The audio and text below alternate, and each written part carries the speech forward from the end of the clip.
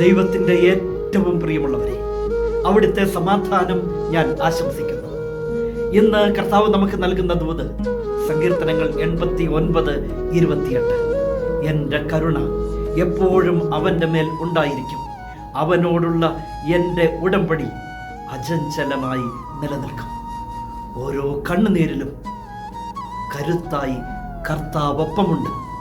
ഓരോ സഹനങ്ങളിലും സാന്ത്വനമായി അവിടുത്തെ കരുണ കൂടെ ഉണ്ടായിരിക്കും. ദൈവം പറയുന്നു, എൻ്റെ കരുണ അവൻ്റെ മേൽ എപ്പോഴും ഉണ്ടായിരിക്കും. ആ കർത്താവ് തന്നെയാ പറയുന്നത്, ഞങ്ങൾ തമ്മിൽ ഒരു ഉടമ്പടി ചെയ്തിട്ടുണ്ട്.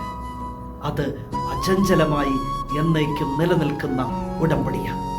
നീ വിളിക്കുന്ന ദൈവത്തിൻ്റെ പേര് കരുണയുള്ള കർത്താവെന്ന് തന്നെയാണ്. അവിടുന്ന് കാണുന്നുണ്ട് ജീവിതത്തെ. ആ ദൈവം കരുണയോടെ കാത്തുകൊള്ളും. കരുണാമയനായ ദൈവം നമ്മെ എല്ലാവരെയും സമൃദ്ധിയായി അനുഗ്രഹിക്കട്ടെ.